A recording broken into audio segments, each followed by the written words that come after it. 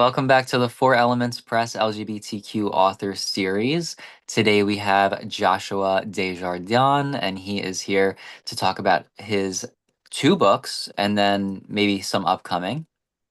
And he's the first author that we're having with illustrated children's books on. So we'll make sure to get a lot of information from him, how that process goes. Joshua, if you want to take over, introduce yourself. Thank you for being with us. Yeah, no, Alex, thank you so much for having me. This is really awesome. As I was saying before, I've totally found that like outreach and this type of community stuff is really what helps an author grow. So I love that you're doing that. And again, I'm honored to just be asked.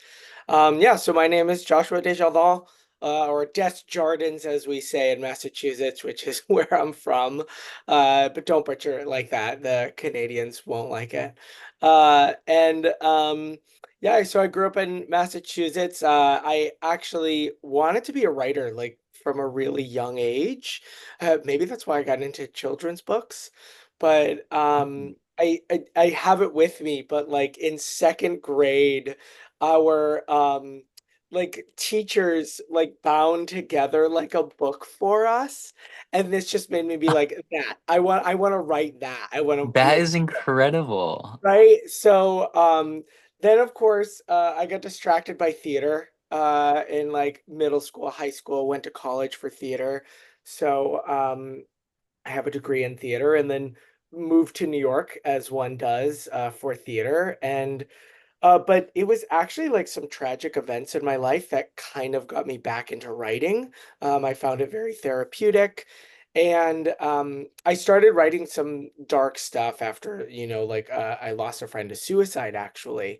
So then but then that's where the children's book came from because I was like, you know what? I need to write something light-hearted or lighter. And so I did. And even originally published it in 2016, but I don't know if you've ever heard the term vanity publisher. Yeah. So that didn't realize that at the time. I think these terms are, really becoming more prominent now, but like Yeah. totally kind of fell for a vanity publisher. Did they get my book printed and published? Yes, but like did it cost me a lot of money, especially after they went bankrupt? Yes. And then totally so the book totally went under, and I think there's like 500 books in a warehouse somewhere that I just never even got back that I had to print on my own because they Oh were not my using, yeah, gosh. print on demand services. So pandemic hit, and then a few years went by, and I was like, I just need to get this children's book back. So I went through a company called Book Baby, who I find is so much better. And so they helped me republish The Tale of Two Princes, which I have to mention my illustrator because um, Michael Hedrick is like this book would not be this book without it. The illustrations are so beautiful and like just so cute. And Aw. yeah, I really love his work. I was so happy to kind of partner with him. And it's about two princes in love, told as a classic fairy tale. I think I kind of went with fairy tale back in the day because the structure is so simple. It's like once upon a time there was this and there was a problem, and but here's how we fix the problem and here's the lesson, right? And I think when it comes to love is love, tolerance, forgiveness, etc., some people need that basic structure of like, here are two people, they love each other. Accept that, right? And that's pretty much, what this is. But tolerance and acceptance from both sides. Like our princes find a castle full of princes at one point and live happily ever after, but not really, not until their families come around and miss the princes, and the princes accept their families back into their lives, regardless of how they were not tolerated beforehand, but then were. We also have a community have to accept those who try and are trying to be allies for us, when so many others aren't. Yeah, I like how you put that at the end. Because yeah, a lot of the times in discussions, and online too. People, if they say one wrong thing, they kind of get canceled or Right. attacked or like, yeah. And with yeah, I like how you kind of bring on tolerance in both areas because, Mhm. as LGBTQ individuals in the world, we Yep. obviously are experts at tolerating, right? Yeah. And there comes a point when we're done tolerating, and but we have to be patient with people and patient, especially with the people closest in our lives, because maybe um, they just don't have the thoughts or tools to kind of have the same perspective that we might have. And sometimes it takes a little bit of explaining that perspective. And that's why sharing these books is so important, because these books, these stories, are those connectors. That's the point of literature. That's the point of why we're here as Absolutely. authors, to connect readers with our ideas, to connect readers with each other, and Mhm. then to connect them with a more um, tolerating future for us in a society where we can tolerate our own thoughts and even tackle issues that we just haven't given the patience and time and dedication to in society. Right. Um, Right. and so one of the issues in society is the gatekeeping of publishing and the mess of the publishing industry right now. And I would love to hear a little bit more of your experience between like Oh, vanity totally. publishing and then your Yeah. other alternative. So I love that. I love that you asked that because, yeah, I think it's a lot to learn. It's a lot to navigate in this world. And I think it's just so much to navigate because we have so many options now, right? Like, even when it comes to like social media, I have so many places to go and, be social online. It's kind of the same with publishing at this point. And so I try to break concepts down into three, right? There's a magic power in the number three, so I try to break it down, and you basically have traditional publishing. I would consider hybrid publishing, and then you have self-publishing, right?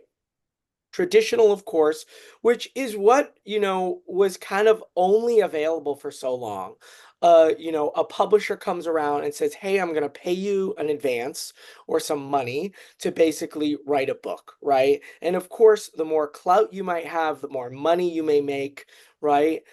Or also, however, with that, you could have 1 million followers online and no book idea, and yet a traditional publisher would likely offer you a contract more so than me with like the next great American novel, right? So traditional publishing obviously still there, but there are the big five in terms of publishers.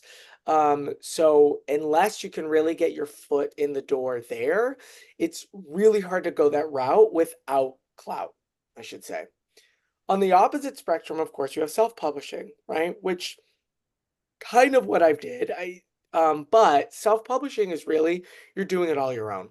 And I think the best way to do that is through Amazon. They have their Kindle Direct publishing, which is great. It's free. It's super affordable. But like you are literally on your own. Like you're doing your book covers. You're doing whatever editing. If you need like the children's book, for example. I'm not an illustrator. Like I said, I partnered with Michael. So you're doing all of that on your own, making sure all the sizes and DPI and all that stuff is all that's all you. Marketing, all that stuff, same, all on your own, right? Um, my only qualms with that is great. I love that it's free, but I do think kind of like what you're doing here, like writing is a collaborative thing, right? So I like that I went hybrid publishing, and I'll talk about that in a second. But, self-publishing too, it's also like, well, then you're only on Amazon, right? And yes, Amazon may be a big market for where people buy our books, even printed books for print on demand or Kindle. If you do want to get into bookstores and things like that, well, then you're kind of hoop out of luck, right? So Yeah. then you have hybrid publishing, and that's where I went. Hybrid publishing is also, I'm also going to separate into three parts. You've got independent, vanity, and distributors. Okay. So independent publishers are all over the place. I've even after my vanity publisher that I went with, in 2016 when I first got the book published. Again, I kind of paid them a lot up front and I had to buy my books up front so that they were ready to be sold when purchased. But I've had independent publishers reach out to me afterward where they charged me nothing, but then the book went nowhere for, over the course of 3 years. So like, independent publishers could be all over the place. I had another woman once, she was looking for clients to take on to help publish their book. Do you want to guess how much she was charging to help do that? And you got 100% of your profits, but it was $22,500 to publish your book. I was like, what? What? She marketed herself as an independent publisher. I was like, that is insane. I don't care how much Oh my you God. put in to help me do this. Like, you should, as an author who's done it before, you should be doing this for free. Like, we should be helping each other out, not charging and that is a ripoff to me. So, Yeah. independent publishers, I'm not saying they're all bad. I'm just saying they're all over the place. And there are still some traditional independent publishers who may pay you in advance. It just, of course, might not be as much as, a trad publisher. Right. Vanity, of course, is kind of like you're going to pay a lot of money to get the work done. It's not that the work won't get done and the book won't get published. It's just a lot of times corners will be cut, like the paper quality might not be as good. Printing, I've had people come, I've seen online where, they had to order 1,000 books ahead of time and half the books were like printed improperly. It's crazy. So then you have Yeah. distributors. And so I went with Book Baby, who personally I think is an amazing distributor as a hybrid publisher. And what I like about them is, yes, I pay them a little bit to get my books out there, but one, they get my books out there more so than Amazon. Like they're on Barnes and Nobles or Apple Books or, wherever you want to buy them. Um, if I need cover design help or editing help or even marketing support, they offer that too, kind of like an a la Mm. carte service. So and I'm not even here to really promote them, though I do love them. I think that like a distributor is a really great way to go because also the quality of my books are like really high. I've actually met other Yeah. professional authors who've looked at my books and said, wow, the page quality of this is really good. And especially when it comes to children's books, you need to think about that because children will really be hard on pages. So it's little things like that that we don't think about. But Yeah. again, traditional publishing, self-publishing, and then hybrid publishing. And even within hybrid, you have independent vanity and distributors. And I personally have found that distributors with Book Baby have been kind of the best way to go. Thank you for going through all of those because Oh, it's a lot. and thank you for breaking down the hybrid into the three parts because it gets really complicated. And I didn't know all of those services are available through BookBaby too. I Yes, I have a couple of things I want to ask you about please. from what you mentioned. Yeah.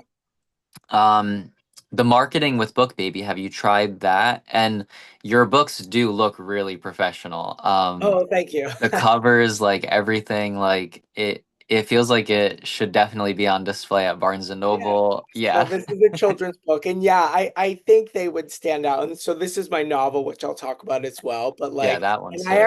I had a friend do this cover, Yeah. but yeah. So it's supposed to be like the city skyline of like Yeah. Manhattan, and it's about playing cards. So I knew exactly what I wanted, and my friend Sean did such a great job. But thank you. Yeah, like cover design is a whole thing. Yeah. Right. And I have not tried the marketing with Book Baby yet. Okay. Um, I I'm still almost like click testing, as I think they call it, where it's like I'm trying to spend a little here and a little there just to, see what I can do with the marketing on my own. Um, I personally have found in-person outreach like this to be the better of all marketing or the best of all marketing when it comes to being an independent author, if I'm being honest. So, like this stuff, I think this is great. One, we're, collabing together, which I think is really cool. We meet great people. Like if I go do a book signing somewhere, I think that's really great. I've noticed sales jump a little bit after an author event like this, or even just last week I was actually at a university in Massachusetts speaking with some elderly at an assisted living facility who Yeah, they're part of the university, and like their one requirement to live there is like you have to take a course like once a year or something. I'm like, that's great. And they all wanted to learn about the LGBT community, so I love that they were like, as they didn't have the support we have now, so they were wanting to learn about this, as they're older. And they all have grandkids and great grandkids who are like, LGBTQ. So that's why they're like, they want to like support them. I know it was so cute. that But is like one of the most heartfelt stories. Like, oh my gosh. my friend, and I know I kind of got on a tangent, but my friend, who was the professor, and she asked them at the beginning, like, okay, just introduce yourself, for Josh, and, tell us who your favorite gay person is. And me, I'm thinking, like, oh, I don't know. Is it like Adam Lambert or like, like who's my favorite like queer person? And that all of them said their grandchild, their great grandchild, or like a friend that they've had for like 50 years or something. Like, I was like, oh my God, I'm like about to cry at the beginning of this. Oh my God. I know. And you talk about people like, coming around and trying to learn about something like, later on when they didn't grow up, with this type of community, or they didn't talk about, being gay and Yeah. stuff. But I knew I would tangent, but No, that like this is why we're here because outreach. these Yeah, unique experiences, this series is the LGBTQ author series. So really we're here to talk a little bit about LGBTQ life. yeah, So, us in our professional lives, because it's tough to pursue the dreams that we've yes, pursued in the face of all that we face every day. And right. And uh, it's the outreach. I think that's what I was going there for, was like, that alone. I mean, a few of those, people bought some of my children's books yeah, because they wanted to give them to their grandkids. So like, it's so marketing wise, I've found that is outreach and trying to do in-person things, book signings, or reaching out to bookstores, I think is the best way to market. Um, Actually, I forget, are you in New York or where New Jersey. Okay. So in New York last year for Pride, uh, actually this same teacher friend of mine was in town, and there was a queer book crawl that there was Mm. like a bunch of like independent bookstores that support like queer stories. And so there was like a little, even like a card, like a passport that you could go, and each bookstore would like stamp Oh, your that's so cute. passport. Yeah, and it was a great way. We just went book hopping to all these different stores. And so I think I'm gonna do that for Pride again this year, and just Yeah. reach out and connect and say, hey, do you do events? Like, I'd love to do an author reading or a talk back, and exactly what we're doing here. So I think like that type of stuff is so beneficial and useful. It just takes time because for every person you reach out to, you might get 10 no's before you get that one yes, or even more. You might get 100 no's before you get that one yes. So no, I haven't tried marketing with BookBaby yet, but I think they also do a lot of promotion on their site, which is also what I love about them. They're another place where people can go and buy my book. And if they Ah, do, I make more of the profits. So, whereas with these other ah. companies like Amazon, they take a cut before they give the cut to my publisher, and then the publisher and I split that cut. So, Yeah, so with with your book being on Amazon, you also have it on BookBaby. Yes. Yeah. So both of my books are on BookBaby for people to buy if they want to do that.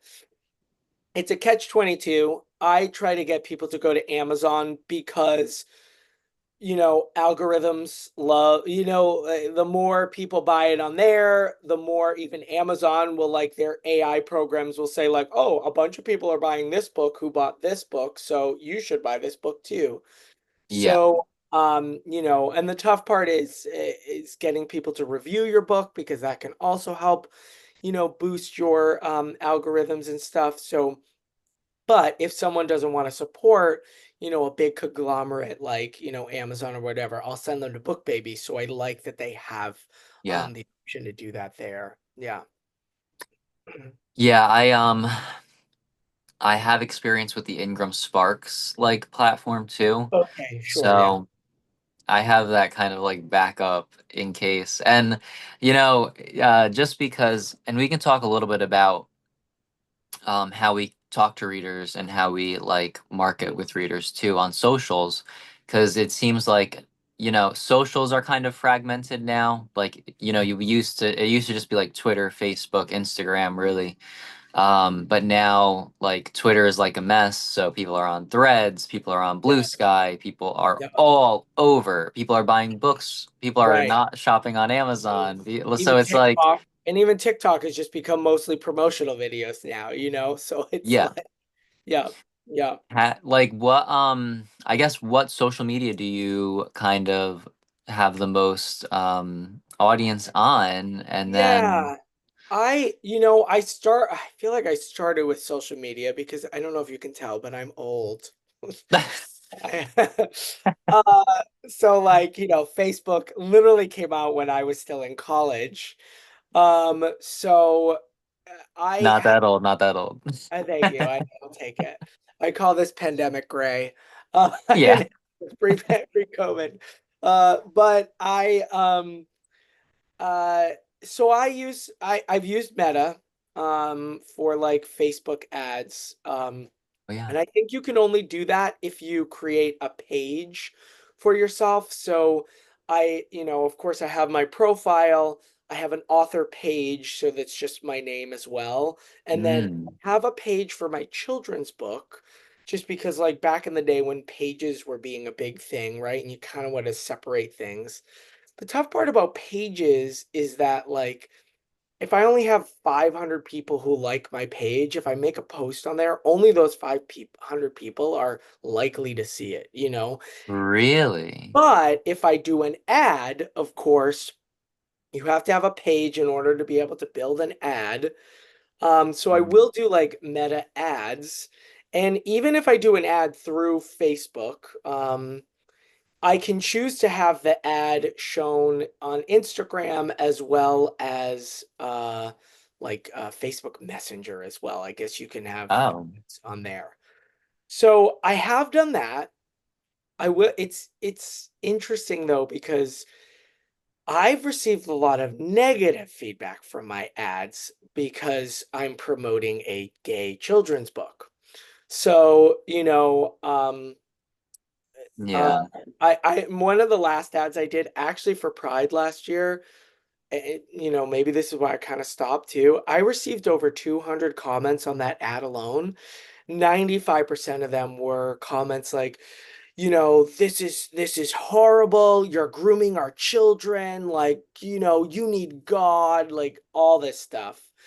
And although unfortunately engagement is engagement, right? So, but like it's really Yeah. to see that. And did it really promote my book? I mean, sure, but clearly not the right people are seeing it.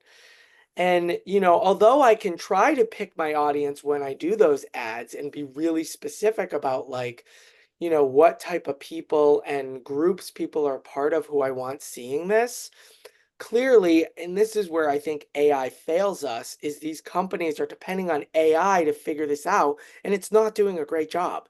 Because if I'm clearly getting 200 comments from Meta on, you suck, it's not getting in front of the right people. Yeah. Yeah. But I have done that. I think Instagram is a more positive place, and I think, but you need a business profile on Instagram in order to be able to promote directly on Instagram. So I can go through Meta to get my ad to be shown on Instagram, but if you are, let's say, only on Instagram or that's your main focus and you create an ad on Instagram itself, you just have to have a business profile. But being on Amazon, even though I've gone through BookBaby, of course, you can create an author page and you can claim your books on your author page. And so through Amazon, I can create Amazon ads. And so that I've also been a little successful on and Hmm. trying to just, promote the book out there. And you can choose like how much you want to spend in a day or, how long the ad will go for and what books to promote. And so I've done that as well, but because you're not getting people commenting on your ads on Amazon, it's more like you're sponsoring your your book to be like at the top of a search. Um, Yeah, that I found could be a little better or maybe a little more worth my, bang for my buck. yeah.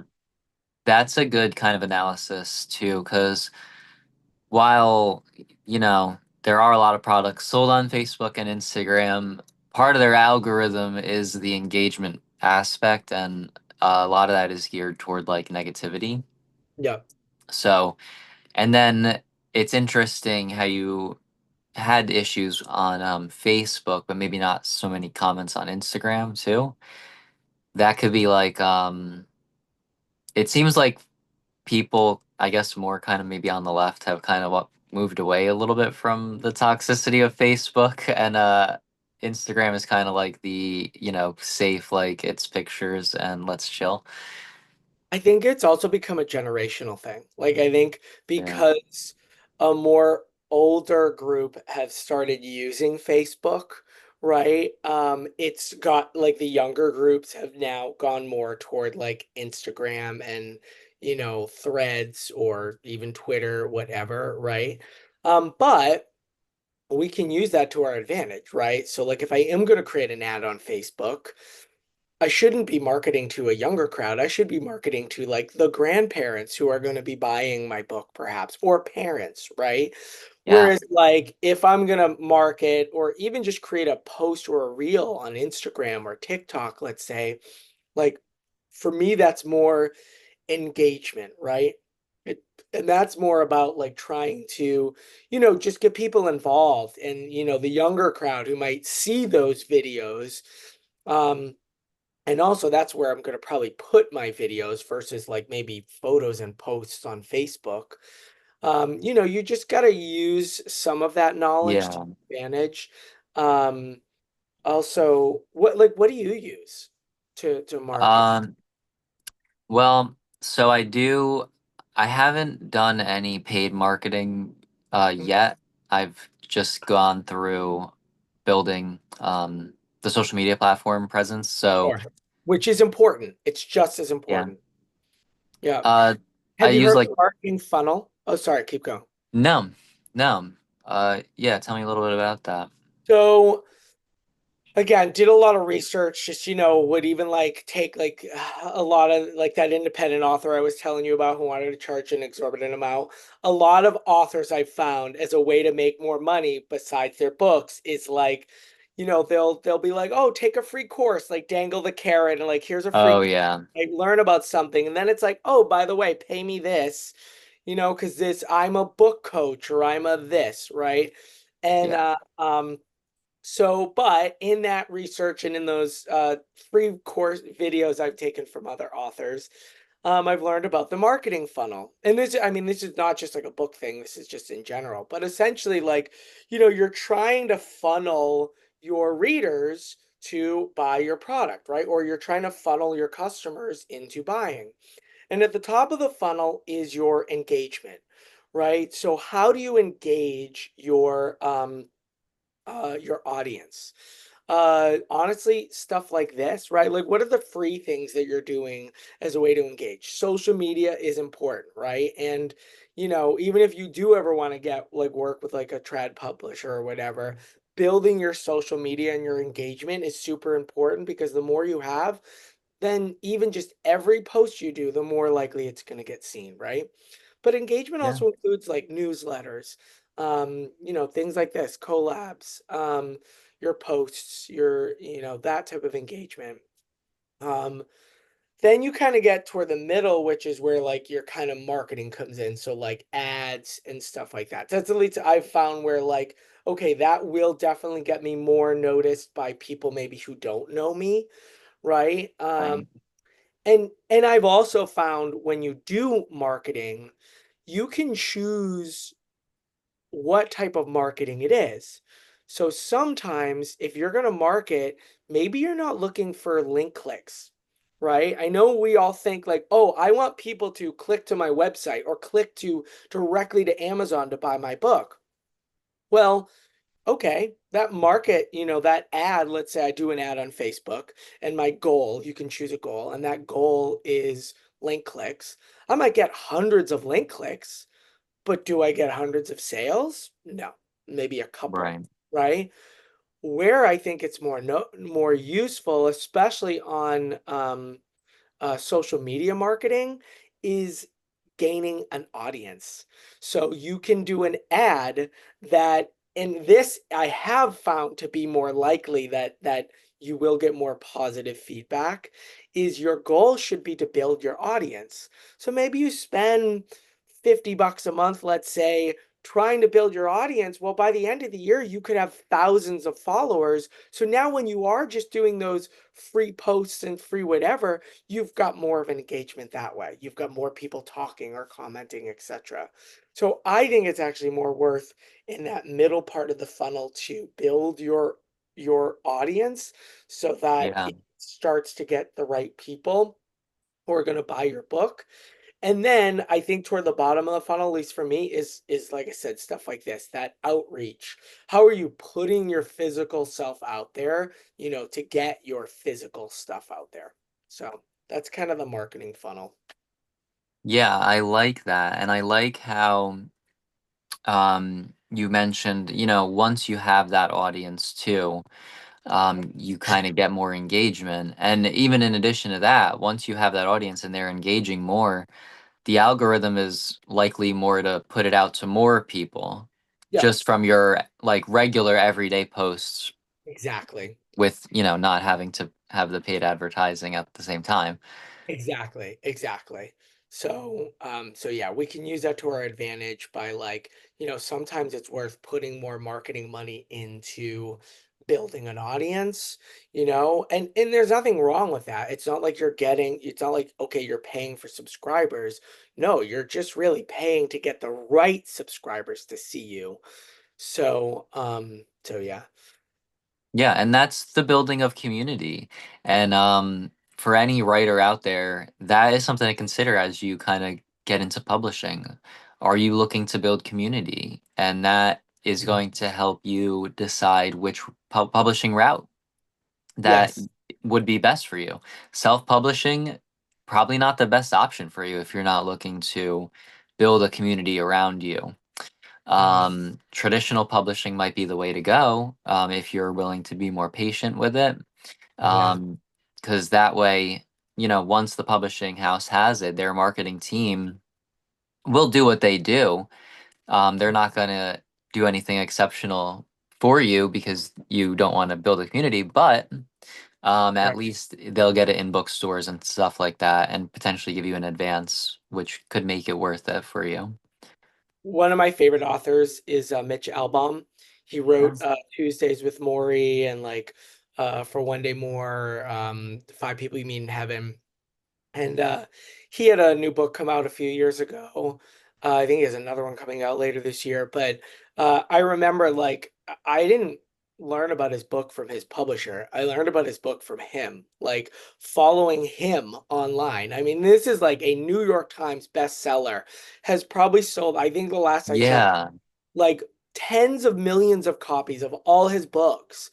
He also does some great like charity work and stuff like, all over the world. So like, he's out there, even him posting and promoting his own stuff.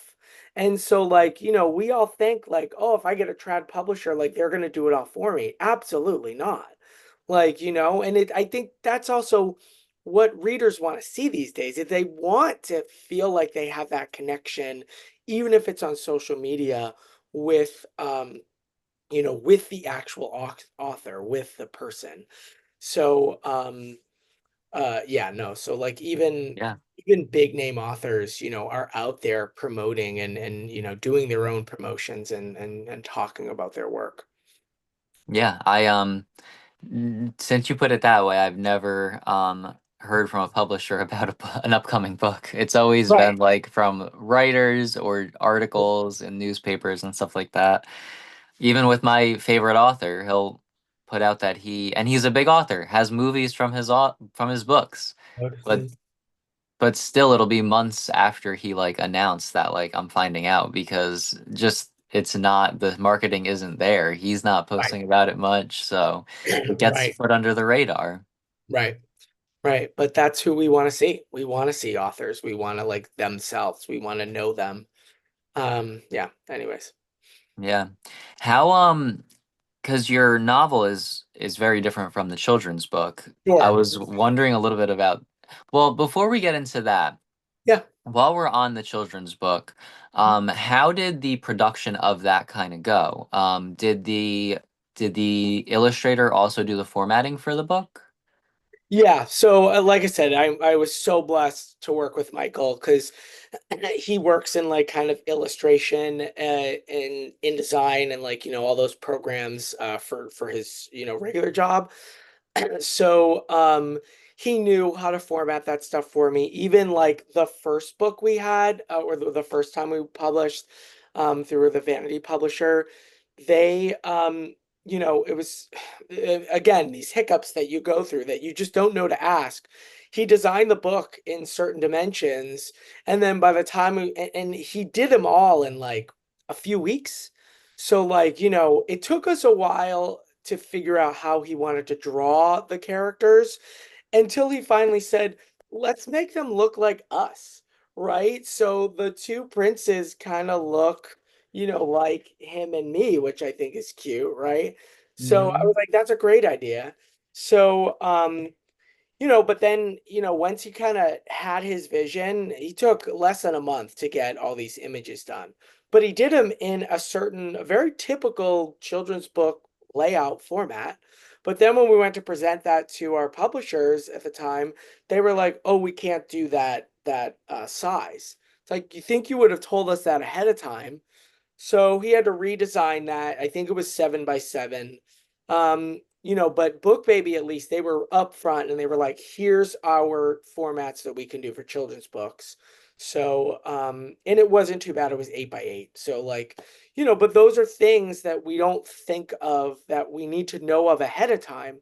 So someone may go and work on the illustrations and then, when they go to find a publisher, they might have to redesign their illustrations or crop them in different ways because, again, we just don't know. Every publisher is going to be different.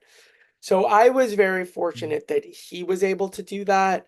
In this day and age, there's so many places too where you could go online though. Like if you are doing your own images, there's like Fiverr or, places where you could maybe partner with someone to help you crop things in a certain way. Or Yeah. friend of a friend. I'm also like, I'm all for artist exchanges, right?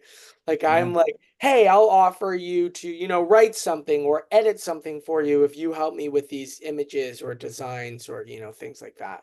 So, but yeah, there's ways to go about that. Some companies may do that for you too. So even though you Yeah. might give them the illustrations, they might help you with the cropping or formatting or whatnot. I know BookBaby, at least for the novels, or offers formatting options for you. So then, like, if you don't want to worry about that stuff, like if you're not good with technology, they do that. But like I said, yeah, I was very fortunate with Michael to be able to do that. Yeah. That's the thing to do too. Because when you're looking to self-publish, you really have to take on that publisher hat. You're no longer the author anymore. So Yeah. if you're not a technology expert, illustration expert, get the experts in because when readers are looking at your book maybe in the store or looking at it online or with it in their hands, Hmm. we're all automatically conscious or unconsciously evaluating everything. And if things feel a little off, it's going to be recognizable. Totally. And those small details that a professional would have caught and changed could have got you the sale. So when Absolutely. looking and making the investments of cover design, formatting, find an expert that you really trust and that you would even feel comfortable working with down the line and try to have a good relationship with them through the process because you never know when your next project is going to maybe need Right. them. When you're going to need them again, right? Like when Yeah. I when the book went under the first time, and then Michael and I republished in 2023, like I needed his support yet again to help me just and it wasn't that bad this time. It was just but reformatting some of the images to be a little larger, Yeah. to submit those to Book Baby. So yeah. Yeah, it's an interesting process because then even after the book comes out and you have it in your hands, Mhm. inevitably you're gonna read through it. There's gonna be like a typo or like a Yep. comma or something off. And Oh, wait yeah. till I tell you what happened with this. Yeah, let's talk a little bit about that now because Yep. that book is really interesting um in a lot of different ways that we haven't experienced on the channel here yet. So I'll let you take it away, introduce us to it, and then I'll have some questions, of course. Yeah. So when I first moved to the city in 2008, not so again a while ago, I not gonna lie, I was somewhat lonely, right? Ended up by through friends of a friends of a friend, right, meeting this older couple, Natalie and Frank, who every day at 5 o'clock you could go to their place and drink and eat cheese and crackers and like so they had me at that as a struggling actor and like I was like I'm in, right? They just love the company, right? That sense of community, and they built that. Actually, I just saw my friend Natalie just yesterday too. So she still has that where people go and see her and visit her. But so they were playing bridge at the time, and I actually kind of played a different variation of bridge as a kid with some friends of mine. Bridge is a card game for those youngins who probably have never played, but like I guarantee you ask your grandparents, they know how to play. Um, and so every Monday I would go to Natalie and Frank's, and there was a group of us, and we play bridge. So my novel, on Mondays we play bridge. It's kind of like my Tuesdays with Maury, right? Kind of inspired by Mitch Albom and his writings, because that was one of my favorite books growing up. But these are life lessons I learned playing bridge with these friends of mine who at the time were twice and thrice my age, right? At one point, there's about 10 of us in the group, and there was someone representing every decade from our 20s to our 90s. So at the time, like my partner was in his 20s, I was in my 30s. There was another couple in their 40s, another couple who was in their 50s and 60s, someone who was 70. Natalie's best friend was in her 70s. Natalie was in her 80s, and her husband had like just like turned 90 or something at the time. So literally, and someone from every decade, which was so great because you have so many perspectives of life. Especially the best part of playing bridge on Mondays was not bridge. Afterward, we'd all sit around this big, blue leather couch, and we would just sit around the couch, have ice cream, and just talk about like what our lives are like that week, or what's going on, in the world, and like how do we feel about that. And you just got such different perspectives of life, having so many different generations as a part of this group, and it was so great. So in bridge, there's 13 tricks. So it's a card taking game. So like you divide a whole deck into between four players. And so everyone gets 13 cards. And then based on the cards you have, you start bidding for like, you know, how you think you can win, or, and you kind of try to tell your partner, like, do they think they have similar cards? But so there's 13 tricks in a bridge game. So I've divided my book into 13 chapters. And Yes. these are the different lessons. And there are lessons like losing a hand, right? I talk about when Natalie lost her husband. Being dealt a lousy hand. Sometimes life sucks, right? And I'm just not getting the cards I want in life, right? But it doesn't mean I stop showing up Monday nights to play bridge, right? So kind of lessons and analogies like that. Listening to your partner, right? There's a whole thing about listening and what your partner's trying to tell you when you're bidding for a trick, right? Unfortunately, the term trump is very heavily involved in bridge, right? Because it's a trump taking card game. So like, if like let's say y'all have clubs and a club is first thrown, everyone has to throw a club, and then the highest club of those four cards wins, right? But if let's say I don't have a club and let's say spades are trump, well then I could literally trump the trick and take that trick by throwing a spade, right? So leave it to the trumps of even our card decks to to take tricks from us. But and that was something difficult to navigate, especially after 2016, just like, talking about that. Um, but no, so anyway, so just lessons like that, right? And which I think are important. And it also kind of goes through my marriage and divorce, and like which we don't see a lot of in the gay community, I've been told. So um just at least in a writing and a story. So although I've written it as a fiction, it is based on, stories of my life. But yeah, so I love how you use bridge to kind of like be a metaphor for all of these different life journeys and yeah, stories, and I love your yeah, use of the rules. That is thanks. so interesting. And Thanks. so also like just important. It reminds me of like the different lessons and stuff that you might learn from watching like a good sitcom or a good Oh yeah, quality like yeah, just serial show that you could watch every week. yeah. So I have realized over time that I've always been a gamer.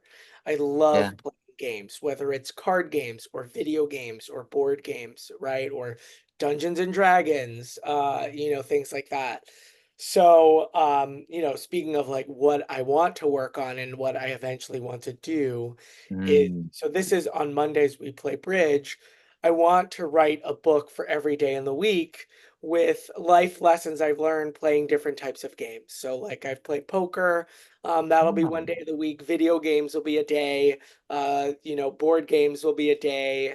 Um, Dungeons and Dragons, I think, will be a day. So now it's more, I might fictionalize some of those stories more, but especially the Dungeons and Dragons one. But so now it's more of, how do I take these lessons and kind of break them down in a similar way as to like, figure out what it is I want to talk about for those. So Yeah. You'll have kind of like a or like a Mitch album yeah, a whole type series. Yeah, the goal is to have a series before I retire. And I want to do the same with a children's book. So, this is the Tale of Two Princes. I actually want to do the same story, just the Tale of Two Princesses. I think yeah. one nice thing about publishing in this day and age is you do have print on demand services. So I don't have to spend an exorbitant amount of money to print hundreds of books to be ready and available to purchase. They just get printed as they're purchased. So this way, just by putting it out there, I can have Tale of Two Princes and Two Princesses, so parents can choose, maybe based on the gender that their child might, more relate to, right? And then even speaking of that, I've also written, and one of my next books will be a prince who wants to be a princess and a princess who wants to be a prince. Um, Hmm. and then also a prince and a princess who feel neither nor. So they're knighted to kind of represent our non-binary and even gender fluid community. So I have like I want to stick within this realm for the children's books of fairy tale.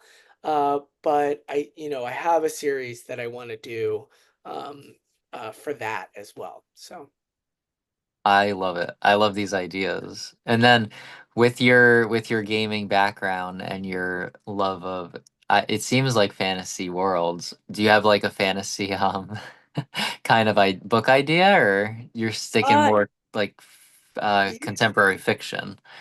that's so interesting. I haven't thought about writing fantasy. I think the tough part about writing fantasy is like you have to write a lot. Like, the genre of fantasy is very descriptive because you are usually describing worlds and characters and aliens and creatures that are coming from your imagination, right? So, while a standard novel might be somewhere around like 75, 80,000 words, although mine is only about like 46 or something like that. Oh, okay.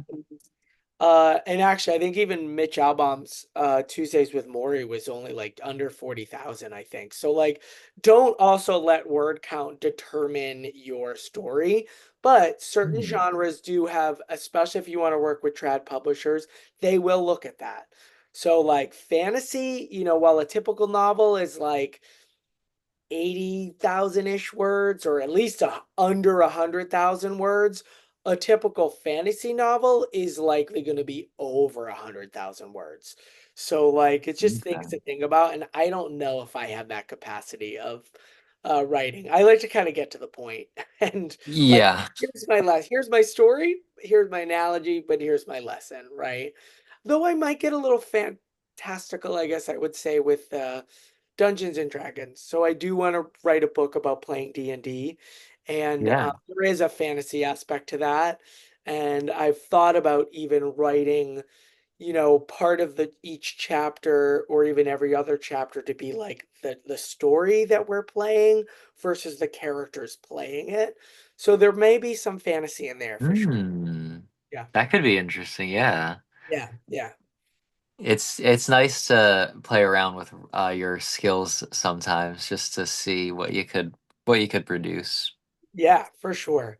The only thing I have to think about with that is, can I even do that with Dungeons and Dragons? Because, like, of course, that's a copyrighted name. So, like, things I have to think about is like, can I even mention them and, stuff like that. Even though, yes, these are lessons I'm learning, I don't see why I couldn't, but it's just something to think about. So, um, Yeah, when actually at like the copyright phase yeah. and the public, yeah. Yeah, so they also, I mean, because they write their own books, even though some of those books are handbooks, they write storylines for Dungeons and Dragons, for people to play out if they don't have, their own imaginative story that they want to play out. Yeah. So yeah, so it's just things to think of, like if I write in this realm of Dungeons and Dragons, is that copyrighted, etc. So like, yeah. And so with it's curious to know because the children's book it's much shorter pages than a novel, right? Sure. Yeah. But the how are the printing costs just like comparatively to the novel? Are they significantly higher because it's like images and stuff, Yeah. or Actually, it's a good point. So yeah, it's good things to think about. I mean, again, that's one thing I like about my book baby is the paper quality in my book is really strong and solid, and like, the print colors look really good and true to color yeah. based on, the like PDF images. Um it's really tough. I mean, this is paperback for the children's book. I have a hardcover and ebook Oh. for the novel. Oh, okay. So I've thought about putting it in the novel probably later this year and paperback as well.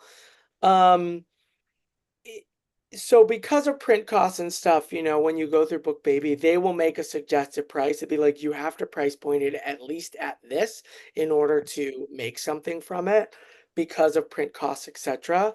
But I would say with basically the two different price points, and the children's book is priced at about 15, the novel is priced at about 28. Because it's hardcover. I'm sure Yeah, paperback would be cheaper. yeah, Um, but I I only make a couple dollars a book, yeah, right?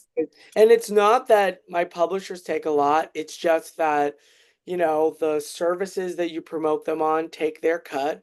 Then from that, the publisher deducts the printing costs.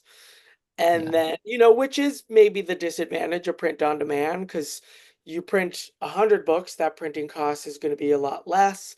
But if you print like one book at a time, that printing cost is going to be higher. But I don't know if you know the author who wrote a series called Wool. It's also there's a TV show called Silo on Apple TV Plus Oh based on yeah. this book. I met this author at like Comic-Con a few years ago, and I gave him one of my books because he also had a graphic novel for his book. And even his like publisher was there with him and was like, wow, the printing quality of these pages is so good.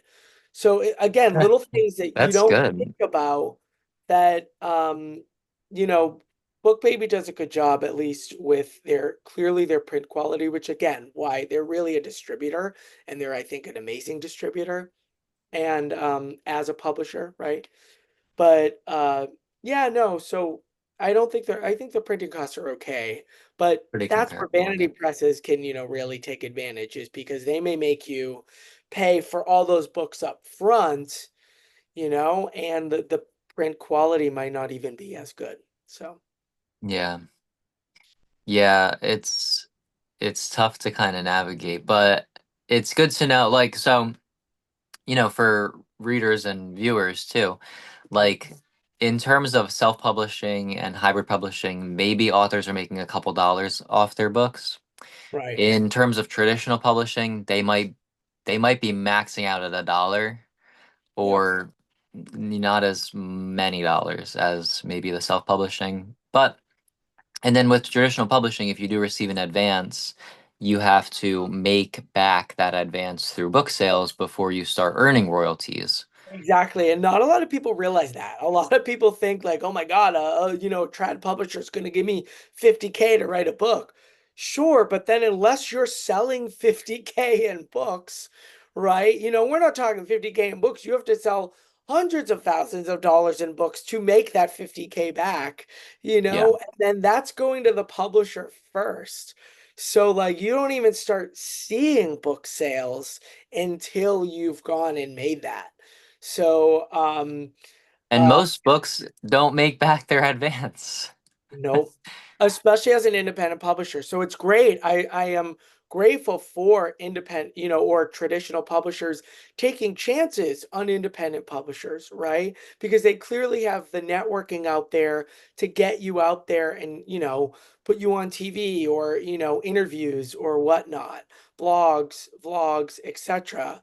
But doesn't necessarily, so I'm glad that some traditional publishers are taking chances on independent authors. But a lot of it really comes down to us. To be honest, where an author and even publisher can make more money in this day and age, I hate to say it, is in ebook sales. Mm. So whereas my ebook for the novel is only $10, I make two-thirds of that. Because like my publisher doesn't make off of that. They help me get it out there. Ah, Great.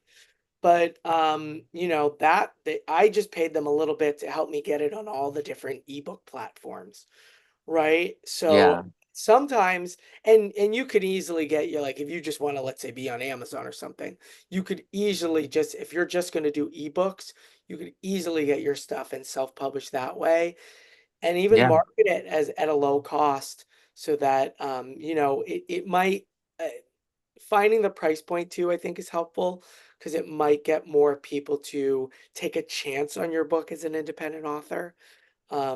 And actually, I think I'm even thinking I might lower the cost of my ebook.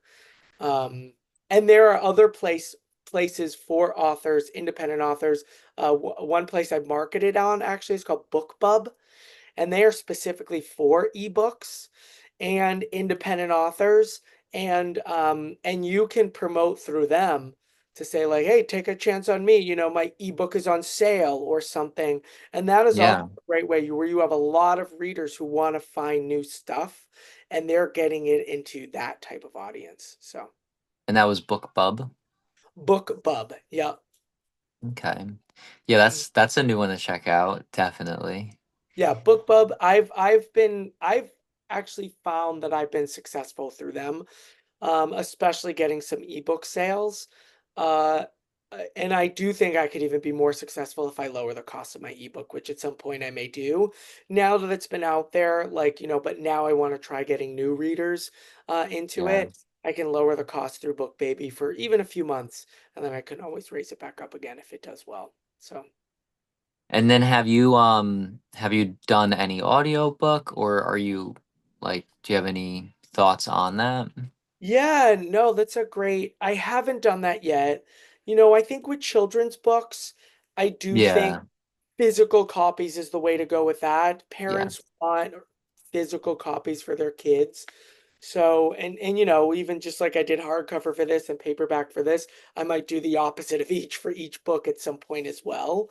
Um, but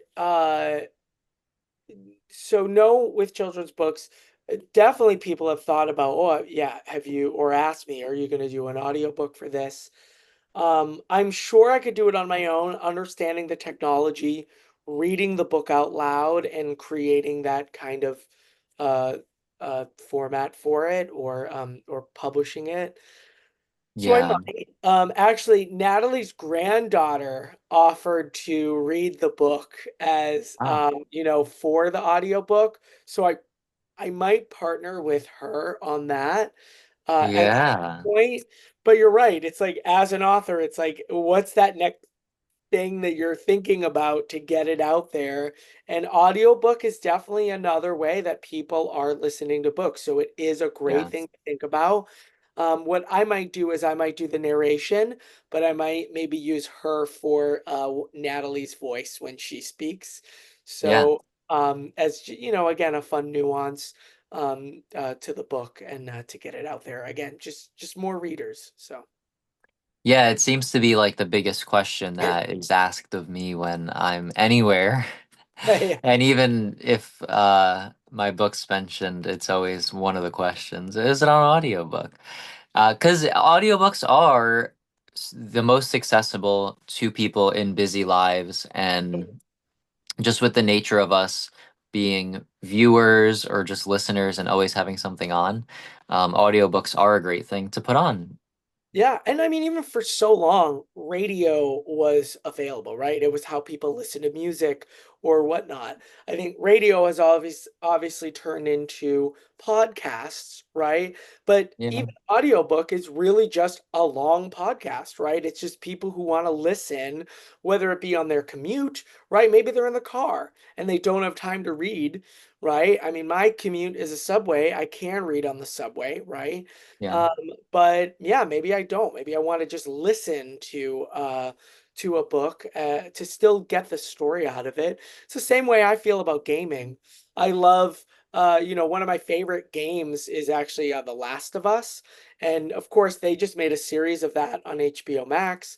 But playing the game, right, might take me 15-20 hours to play through that first game, and I've done it multiple times, but I'm doing so for the story, right? Yeah. I love the story of it, which is why I've also replayed that game multiple times, as opposed to watching the show, which might be again another like 7 to 10 hours of a series to watch. But I'm watching it for the story, right? So I don't care how you're getting the story, whether you're listening to it, whether you're reading it yourself, whether someone is reading it to you, which is how Natalie had her son read my book to her, right? Because she Oh, couldn't yeah. read anymore. So yeah, I think however you can get your story out there, I think is great. Yeah, and it also harkens back to like my grandparents and just older generations talking about how they used to just sit by the radio and listen to their favorite show that would come on, and it was just a red show on the radio where they would sit on the floor Yeah, listening after dinner, and they would do it religiously every day at like after school and stuff. yeah. So So a lot of honestly, we forget that a lot of our technology started with audio, right? We're so used to yeah. screens now, but like a lot of it started with audio. So I think it's great to meet those readers where they're at who also still appreciate audio, right? Whether it's as a book or yeah. Yeah, and in our last week's episode on the LGBTQ authors series, we talked with an author who had some experience with creating audiobooks. So Oh, that could cool. maybe be a good resource for you too as you're Great. thinking about how to best situate that, because it is, I learned a bit of a process and there can be some hiccups. I can only imagine. Yeah. Yeah. Especially when you're like literally recording an audio file that's like, 10 hours long. Yeah, Yeah. so I can only imagine what that process is like. Yeah. It requires logistics to say the least. Yep. So Yep. you need time, patience, Oh, and of course. yeah. Yeah. Yep. Again, oh, I can only imagine. So it's on the forefront. It may get out there at some point, but Yeah. yeah, maybe by the end of the year I'll think of doing that. Yeah, and then so thank you for being here with us. Thank you. So Um we have a few more minutes. I wanted to see if you have any advice maybe for LGBTQ youngins out there, or people who are interested in maybe writing a book themselves. sure. What I would say for that, I mean, yeah, reach out to people, right? Like if you're finding, these videos online, reach out to us, right? Like a lot of independent authors are going to want to help and give their advice. I would take a lot of those people who are trying to sell you on something with a grain of salt, right? I was looking for an illustrator for a different project at some point and had so many people reaching out to me like, oh, I could do these illustrations and I charge this, right? Like sometimes just by putting yourself out there, you're going to get a lot of people reaching out to you, but only because they want money. So take that with a grain of salt, but find these opportunities to collab, which is why like I think what you're doing here, Alex, is great. So thank you for putting this out there as a resource, right? You are creating the resource that I think people are looking for. um, the other thing is too, is just like it reminds me there was a show on Broadway years ago called Title of Show. Do you know about this? No. It was basically a show. These writers were building the show you were watching. And of course, it was a scripted show, but it was like, they're like, why don't we just write a show about us writing a show, right? So there's a Okay. song in there called Die Vampire Die. And it is about the vampires in our lives that kind of take over and tell us, you're not good enough to do this. Or, like even other people who are like, oh, well, I don't want you talk like you shouldn't swear in your book. And but like, poop that, right? Like, like I'm not going to swear here because this might go on social media, but like, no, like just be yourself, do the art that you want to put out there. And there's going to be an audience for that, right? So, like, but take your time to find that audience. Don't think that, like, all of a sudden you're going to go from, having no readers to a million readers overnight. It doesn't happen that way. It really takes time. And I know a lot of what we see sometimes online from other people is, oh, I've cracked the code and selling thousands of books, blah, blah, blah. No one's cracked the code on selling tons of books and getting you millions of readers. No, they just are trying to find ways to support their own writing, careers because Yeah. books don't sell enough to make a career out of, right? Especially as an independent author. So, but I think the way to do that is exactly what you're doing. Create community, find the community that does want to support you, And that's the one thing I love about the LGBTQ community, as I like to call us, is we learn about chosen family so early on, which, some of our allies never learn about chosen family. Their chosen family is their family because and there's nothing wrong with that. I love my family as well. I'm very grateful to have a family that supports me and even my brother who's also gay. So, but find your chosen family and, and yeah, just be yourself and put what you want to put out there. Yeah. That that is that has to be the message always, Right. because the same way that we get up and present ourselves to the world every day, is the same way that, if you have a dream and if you are working towards it, don't be afraid to take that next step and actually put yourself out there and Right. get your work out there. Because in you doing that and your drive for that shows that there's a need. Yes. Really.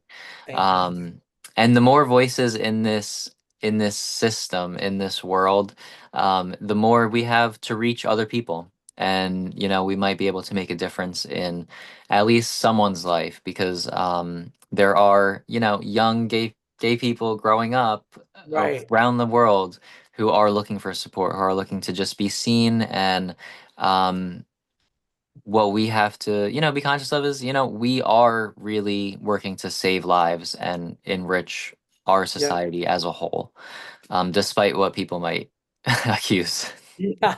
No, I love that you say that because even like my children's book, yes, it is a children's book, but I don't write it just for children, right?